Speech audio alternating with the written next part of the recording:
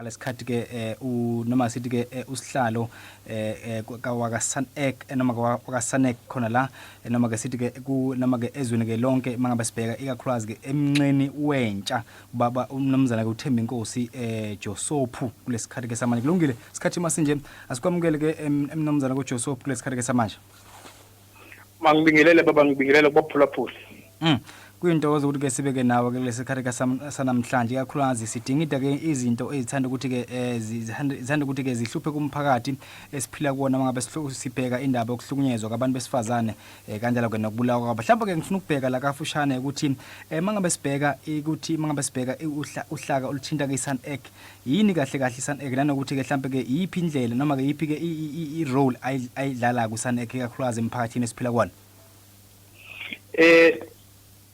SANAC baba umbutho onama organization amaningi adila nezinto eziningi like youth women people with disabilities bakhona nabo ke sithi labo be LGBTIQ community now see youth sector lengikhulumela yona la mainly ijongene nokuthi nempilo yentsha ukuthi intsha iphila kakuhle umzekelo during iCovid esikwenzile si monitorishe kakhulu ukuthi kwenzakalani in relation to young people si involve kakhulu first phase yokuqala si involve ama radio station community radio stations and main or your commercial radio stations trying to communicate the message of what is it that we're doing, but not only communicating. What is it that abantu abatsha ebahlukumezayo? Just in the last 2 months, bese involved we campaign ejongene namalungelo abantu, particularly abantu abatsha. Limpopo, Eastern Cape, KwaZulu-Natal, Free State, naseGauteng. Esitholeke baba izinto eziningi kakhulu esihluphayo okokuqala ukuhlukunyezwa kwabantu abatsha ngokwesini sabo okwesibili ukuhlukunyezwa kwabantu abatsha umzekelo labo bathola ama RDP houses bakhushwe kuwona so we've picked up a lot of human rights violations. After sithumela abantu ukuthi ama-ground people who were on the ground collecting information for us siye sa-identifya iphondo leli Limpopo saya eLimpopo I think 3 weeks ago where sahlangana nabo abantu abasha basitshele ukuthi exactly what is it that must be done to address their problems because we had sent a team last month sabuya sayi-assessa then we went back to them and then we have assessed ukuthi basitshela kwabo face to face because we wanted to verify ukuthi indeed lento sitshelwa ngabantu sibathumile inyani exactly so now when we went to Limpopo eLimpopo ke basitshela kakuhle after that senze ke undertaking ukuthi how we are going to address ama problem wabo kanye inkinga abahlangabezana nazo la eLimpopo nakuma KZN nakuma Eastern Cape mangithi ngibheka kahle la ikakhulukazi eqaleni ke wathinta indaba ethinta iLGBTQ ikakhulukazi ke emphakathini njengoba ke sazi ukuthi ke enye ke ikakhulukazi enye into ke ikakhulukazi esuke sibheka ikakhulukazi ukubulawa kanjalo ke nokunukubezwa ngokucansi sikubiza ukuthi ke rape ama cases afana ke la ikakhulukazi asethi yabonakala ke ikakhulukazi anda khona la esifundazweni iKwaZulu-Natal mhlambe ke ikuphi senikwenzile ikakhulukazi mangabe sibheka ikakhulukazi yona ke iLGBTQ emphakathini I think lendaba baba LGBTQ indaba ehleli khona ezweni right mara as usisho KwaZulu-Natal kakhulu la eThekwini it seems ama number ayanyuka every week and abantu bayabulawa and abantu bebulawa nje babulawa because akhange bahluphe umuntu but because umuntu yena uyathula ukuthi ifuna bangibani so we believe that yona le inkinga yabantu abahlukunyezwa ngokusini sabo okanye with what they choose to be it's something that we are still analyzing and as bengitshilo kuqaleni ukuthi ikhona isector la SANAC, because there are 18 sectors. Ikhona isector la SANAC edila ne-LGBTIQ, of which as the youth sector we will be engaging with them. And I think iyafuneka iprogram, but iprogram efunekayo la eKZN inento about kakhulu neculture and nokunga-understand ukuthi uma uyindoda ufuna kube yindoda, uma ungumfazi ufuna kube ngumfazi. Singa-understand ukuthi isimo manje sesitshintshile, sekunezinye izinto, sekunendlela abantu abazizwa ngayo, and asikwazi ke ukuthi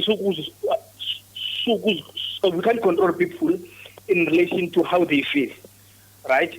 So what I think what we need to do, kwakhulu KwaZulu-Natal awareness campaign, explain to people and sense awareness, conscientize the people about these things.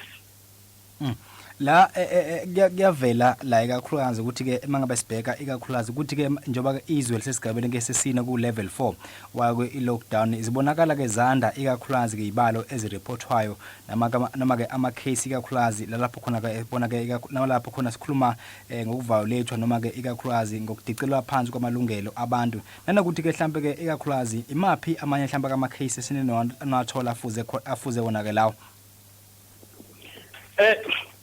la esikhuluma baba ukuthi umzekelo amanye ama case la esiwathulile ngaphandle yes gender based violence, but amanye ama case esiwathulile kakhulu indlela abantu abangasizakali ngakho kuma clinics. Siyayazi ukuthi kwakhulu ku level 5 last year bekuphumile ukuthi youth business dakanyiso was affected, and what we've picked up eGauteng umzekelo ukuthi labantu abatsha laba bachayela izinto sisithi itiki abangamaphara bachayela zonke lezi zinto ezingalungile. Some of them information esithula ukuthi mabe siye clinic beyozi report ukuthi nawo bafuna ukuhlanzeka kwanye bafuna ukukhuleka kwesimo bakuso, they were rejected, right? Babuyisela ngasemuva ngabantu basema clinics, and into leyo esijongise ngeso eliphezulu baba. It's one of the things that we've got, particularly in Gauteng, SBA reports esisotholile. Uhambe baba uye ngase Limpopo. Yenye indaba lena esondele kakhulu kule ye-LGBTIQ+ community. Ilena sithi ngabantu abangama sex workers. Nayo ke isector ekhona la eSANAC.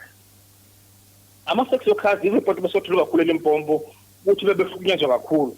Uyazi ke baba if uyakhangelela kuzo zonke i-internet lezi na ku social media bekunama campaign amakhulu athi let's decriminalize sex work, because sex workers mabe khona laba sesibadayisa la esitrateni amapolisa ayafika mababona athatha amakhondom wabo, if awathatha amakhondom wabo bayabadlwengula ke nje mhlekazi, because bayazi ukuthi ama-sex workers awakwazi uhamba ahambe aye police station athi ngidlwenguliwe okanye uthembe inkosi akangangikhokhele kodwa besenze kanje nanje nami ebusuku, because ma usiya police station amapolisa azakujikisa angeke ayivulele case. So it's one of the things that even in the province of Limpopo, the issue of sex workers and their victimization.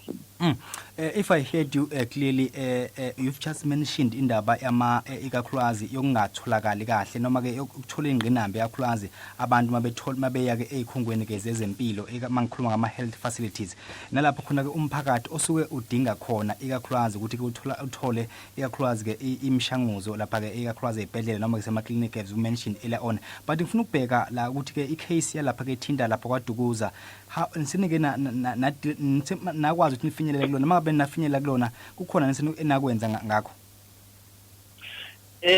Baba because the organization la sibenza nayo le Ubuntu kulama cases iyona ke organization eyona advisor ama interventions kuma provinces efana ama KZN. Thina into senza is to analyze ama reports wajonge, and then Ubuntu as an organization okanye as an implementing partner iyona ke kufanele ukuthi mayingenelele ibone ukuthi kwenza njani, sikhulumane kahle nabo sibone ukuthi yeyiphi indlela esinongenelela ngayo. Okay, kulungile isikhathi masenjena ke imzuzu 16 emveni kokuba ke libombane ke ihora lesikhomba isikhathi masinje na kanjani sihlabela ke phambili njoba ke sinamhlanje samukeleke yena kumnomzana kuThembi Nkosi Josepu oyena ke iNational Chairperson Youth Sector kuyona ke iSANAC ke kulosuku namhlanje ikakhulukazi sibhunga zona ke indaba ke ithinta ke umphakathi njalo ngifuna sibheke ikakhulukazi ke la ukuthi ke sibheke indaba ke ithinta ke intsha ikakhulukazi ke emphakathini nokuthi ke mhlawumbe ke khona ke mhlawumbe ama programs enawo ikakhulukazi ekufinyeleleni komphakathi kulesikhathi ke samanje. Ama-program baba esibe nawo bemaningi kakhulu umzekelo esinali program esenzile ne-organization yabantu abasha ekuthiwa i-South African Youth Council lapho sipartnerisha no-Department of Higher Education and Training senza ama-workshop about skills development yenye leko okwesibili esikwenzile uyayazi ukuthi ukhona into ekuthiwa abayibiza ukuthi integrated youth development strategy lapho sikhuluma nabantu abasho ukuthi bafuna i-NYDA ibenzeleni besibenawo ama-workshop lapho sikhonsulta abantu abasha ngakho lakho amanye kama-program baba esiwenzile as the youth sector ngaphandle kwama-workshop that siwawenzayo with other organizations that we partner with outside SANAC like the South African Youth Council is that of ama-cooperatives wherein abantu abasha bayahlanganiswa benze ocooperative sebenzisene ke ne-university efana nama-TUT namanye ama-SETA ukuthi abantu abasha mabatrainwe emva kokuthi mabatrainiwe abantu abasha bathole i-starter pack usually ibiba i-laptop papers to print ne-printer but at least mawuqala ikukopoletsheni wakho uqala phezu kwento ikhona nye program ke besike sayenza I think ne university yalapho yaKwaZulu Natal sisenza i-training entrepreneurship yabantu abatsha nabo bathole starter pack saye saphila ke baba sa partnership ne-university yase Northwest University nalapho abantu abatsha besenza i-entrepreneurship skills at NQF level 5 bathola ama-certificate and even if uyahamba we go to other organizations that we partner with like the South African Youth Council nakuma-Facebook babo ama-opportunities we advertise khona lapho and some of the programs that we have done. Bengisathi vele ke ngifuna ukuya ke lapho kulombuzo kodwa ke ngiyajabula ukuthi ke ugcine ukwazile ukuthi ke ufinyelele kona mhlawumbe ke la Mr Josepu ngifuna ukubheka la ohlangothini lokuthi mothi yabheka lo zande njalo izibalo ezikhombisa ukuthi ke abantu ezokuhlukunyezwa kwabantu lesibiza ukuthi ke gender based violence zibonakala ke zinyuka uyakhumbula nje even emangaphosi nakulo suku namhlanje ziyezabhekwa zaphindeka kwashicilele ukuthi cha impela ke iziloko ezinyukile ikakhulukazi no bathi ke ikakhulukazi okunye ke ngazi ukuthi ke mhlambe ke ikakhulukazi kuba nomthelelo omkhulu ngoba ikakhulukazi imndeni njengoba kusuka umvalandlini esuke bendawonye njalo okwenza ukuthi ke ama cases anyuke mhlambe ke ama cases anjalo nihamba nifike phi ikakhulukazi ekutheni ke nikwazi ukuthi ke nibhekane ke nawo as besengitshilo ngaphambili wabo ukuthi we're doing what we call data collection after soliciting data collection sama so consult with some of the people who are affected okanye abantu bebehlanganezwa nazo nezinto so it means mu stage 2 low manje u stage 3 ukubuyela back ukuthi umzekelo masibuyela back kulabo bantu who affected and the ones that we have selected to intervene because remember esinganokwenza baba ukuthi masingenelele kwinkinga zonke zelizwe esikhona asingaki inkinga yethu esinayo asinawo ama resource. So into sawuyenza is to identify some few cases esibonayo ukuthi noko izinkinga kakhulu sikhulumane umzekelo if it means ne institutions like amaphoyisa your gender based violence centers and we know probably also in the presidency there has been now a funding that has been approved to assist with gender based violence.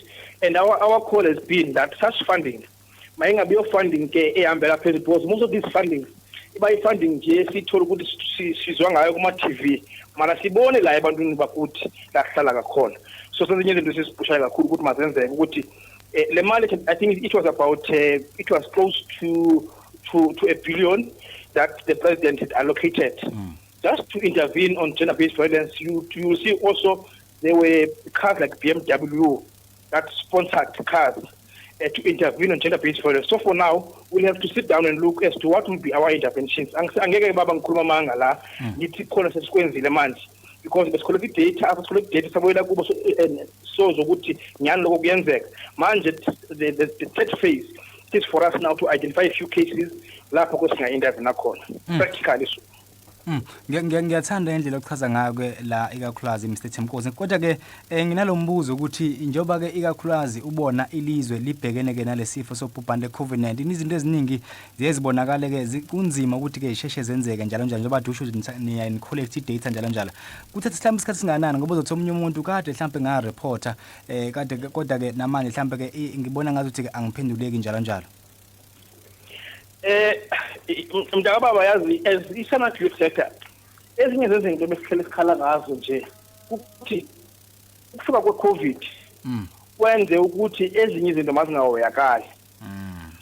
Umzekelo si-youth sector ye-SANAC besikhala ke ngiyethi umzekelo izifo ezifana noma-TB noma-HIV and AIDS manje i-focus ayisekho kakhulu kodwa nazo ziyanda and siyawuthi after i-COVID zizabe sesizonke kakhulu then umzekelo ngalokho ukuvumelana nawo ukuthi ngalesi sikhathi se-COVID ingathi konke okunye sikuyekile sikubuyisele emuva right sifocuse kakhulu ku-COVID and ezinye intervention asizoyanga and it's a call we've been making in most meetings that we sit in rooms that let's also focus on other interventions and I must tell you ukuthi yes now during COVID some of the things have been negative we are trying our level best to get attention. And let me put my head on the block, is that as soon as we have intervened in few cases, no, now 10 cases that we have identified, this is what we have done, and these are our interventions. I think now and then, in fact, soon, we must call, we've been in contact with you and say this is what we have done, and probably we'll call 1 or 2 people who can come and testify on what we would have intervened unto. Kulungile isikhathi imzuzu ishaka lolunye emveni obakele libombane inoma ke ngaphambi obakele libombane ihora lesikhombisa sikhuluma kafushana ke la nomnumzana kuThembi Nkosi uJosepu noma ke SANAC National Chairperson kimanga besibheka yona ke umunxa noma ke imunxa wayo ke intsha la ekakhulukazi masibheka ekakhulukazi ke iviolence against LGBTQ khona la emphakathini ngifuna ke masesogoqa la Mr Nkosi sibheke manje ohlangothini ukuthi ke yes naku ke manje sengireportile yiphi indlela yokulinda ekwazi ukuthi ezokwazi ukuthi ke ngikwazi mhlambe ke hwali ke ngisalindile engakwazi ukuthi ke gcine mhlambe khona information enikwazi ukuthi ni deliver mhlambe ngendlela zokuxhumana njalo njalo njoba ke sabheka njoba sazi ukuthi ke kusenzima ukuthi mhlambe abantu abaningi bakwazi ukufinyelela nini direct ema officeini wenu. Abantu abaningi baba because siyazi ukuthi manje sesikwi era ye social media. Sinawo ama-cards la kuma Facebook kanje like South African Youth Council page. You will also have a page of SANAC Youth Civil Society. So abantu bakhona ukuxhumana nathi lapho. And nathi ke baba vele singama leaders because we believe ukuthi sesikhokhele abantu asizibekanga kulezi khundla esikhona ngakhona. Abantu bayakwazi ukuxhumana nathi ke directly. But ke siye sicela kakhulu kubantu ukuthi mabakhulumana nathi kuma serious cases and ama cases ukuthi bayazi ukuthi nabo singawasolva because nathi ke asingeke baba ukuthi masolve ngama problems akhona in the country ngathi even u government there are problems that even itself we can solve. Imagine with less resources, you know, there are some problems that we cannot solve. We do allow that, but siyacala sometimes abanye abantu bakhona ukuthi ke basihlukumeze kakhulu ukuthi baza nenkinga zabo ukuthi singangeke sisombulule. Mhlambe ke uzothi komunye umuntu ke ngiyamuzwa ke ubaba la uThembi Nkosi mhlambe uzothi ke mase ngifuna ukuthi nginithinte nginitholakala kanjani sunemshilo ukuthi ke kuma social nezikhona but ke direct niyakwazi nitholakala mhlambe ucinge nelisebenzisayo njalo njalo. Bangangithola baba icingweni engisibenzisayo bayazi ukuthi it's by private phone and mabangithola icingweni ezibengishilo nje ukuthi bangithinte ngenkinga ngeke bayazi ukuthi noko lokho singakhona ukunceda ngakhona and we will respond and understanding that simasukuma radio station I can get about 100 calls a day, you know, and abantu must just be patient with us. So even with my number, there's no problem. People can contact me and 19, but I want to emphasize that it must be really problems that are facing young people. Ngiyathanda ngendlela uchaza ngayo ke la. Kodwa ke nginalento ukuthi okay, ukubalulile ukuthi kufuna kuba ngama case ngempela aserious. Mhlambe yipi sequence eniyisebenzisa ukuthola ngempela ukuthi le case ereportiwe noma ibaleke kangakanani? Okay, let me make you an example, Baba.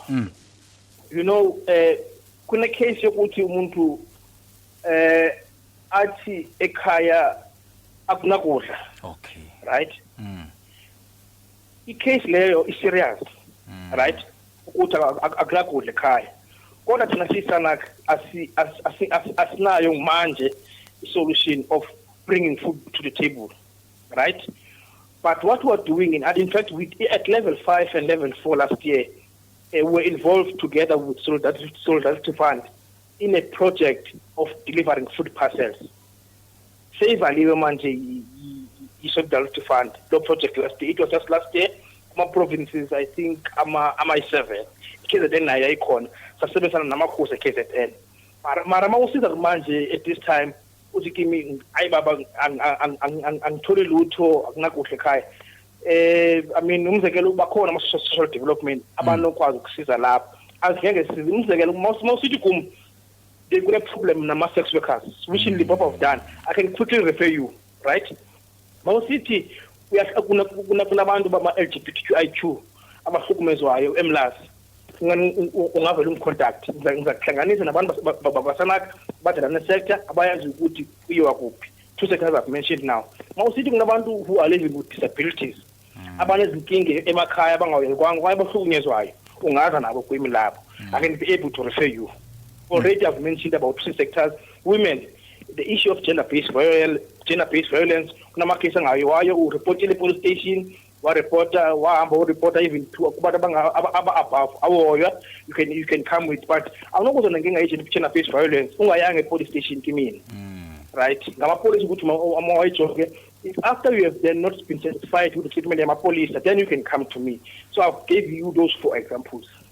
Okay, kulungile mhlawumbe sesiphetha ke la Mr Themkosi ngifuna ukubheka ohlangothini lokuthi ke ngiyaba ngasazi ukuthi ke manje sibheka iSANAC siyazi ukuthi ke inhlangano ke la neminxa ke eminingi kakhulukazi nje of just mentioned ke eziningi kakhulukazi kodwa ke kuyavela ukuthi ke futhi iphinde ingenelele endaweni ke ethinta wona amalungelo kuzokhumuleka ukuthi ke mamuva nje kuqedwa ukuboshwa umongameli wezwe umnomzane uJacob Zuma nekukholana nokuthi ke kukhona futhi ke namalungelo athe ashayeka nakuye mhlawumbe ngothini ikakhulukazi ukuphawula kwakho nje sesophetha. Now you are wanting to ukuthi mangenele kwezindaba kodwa ke look zimbili izinto engingazisho baba. Eyokuqala ukuthi wonke umuntu la eSouth Africa is equal before the law and no one is above the law. Having said that, masina yenza inkinga ukuthi umzekelo umongameli umsholozi ma esebenzisa amalungelo akhe okuya ezinkantolo ukuthi naso sonke nathi sinawo lo malungelo sithi uyadelaya okanye akafuni ukuthi makabanjwe, right?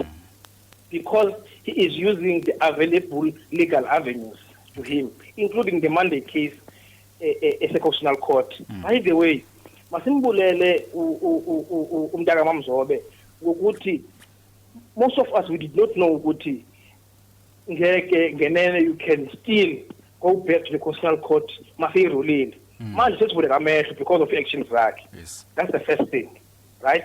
Okwesibili engifuna ukusho baba ukuthi nokho sengumuntu omdala besibonile isithombe yesterday ezikuthi mas circulating quite humiliating ukuthi as a prison which is not allowed, again violating his rights. And the department yabona ukuthi seyikhuphe statement yathi no kune investigation ukhona umuntu osesuspendiwe, right? So I think it's fine if someone has broken the law, that person must be punished, but let's not ridicule someone for using his own rights of following legal processes. Fit no lo muntu uyadelay. Lastly, ngiyacabanga ukuthi as much as kuthi ukhona umuntu makabanjwe mara akhona amanye okanye other avenues that can still be used to punish someone for refusing to abide by law, like suspended sentences, right? Particularly ujonga imeko yomuntu ukuthi whether this person is still healthy, umdala, nane. So for now, that is my view, and we hope for the best for unyana kabamzobo ukuthi no nalesimo akuso lokho uzawuhlala kakuhle. No, sibonga kakhulu ngesikhathi siphe sona Mr. Josepu kulesikhathi ke samanje njengoba kade sinawo nje mzuzu ke usumunye kosele ngaphambi kwalibumbana ke ihora lesikhombisa. Sibonga kakhulu ngesikhathi siphe sona namhlanje emsakazweni iMboda FM ohlelweni izindaba zomphakathi. Hello. Kulungile ngithi baba sibonga kakhulu ngesikhathi siphe sona namhlanje. Asiyabonga baba. Mhlawumbe ke asicezelela inamba anitholakala kuzona njalo nama social media. Okay, uyahamba ku Facebook ukhasi South African Youth Council, uyahamba ku Facebook SANAC Youth Civil Society, uyena ku Twitter @psych_h2 uyasithola ngakhona. Amanamba ngithola ku 082 292 2661. Mhlawumbe siphinde baba. 082 292 2661. Sibonga kakhulu Mr. Themkosi Josepu lesikhathi ke samanje. Siyabonga baba. Ke kulungile sibonge kakhulu la isikhathi ke masenjena kanjani libumbene ihora ke lesikhombisa besikhuluma kafushane ke la nomnumzana kuThembi Nkosi Josepu oyona ke national SANAC chairperson khona la mangabe sibheka umunxa wabantu ke abasha sikhuluma ke indaba ke thina ke violence against LGBTQ khona ke la emphakathini esiphila kusikhathi masinje libumbene ke ihora lesikhombisa liguqisa ke uhlelo ke lezindaba zomphakathi ngethemba lokuthi ke sokuphinde ke sihlangabezane ngosuku la ngomsombuluko sibulibumbene ke ihora lesithupha kuze kubumbana ke lona ke ihora lesikhombisa ngegama ngiphila nokaMgoza noZipho kaMaphumulo bekhona njengomdidiyeli walo ke uhle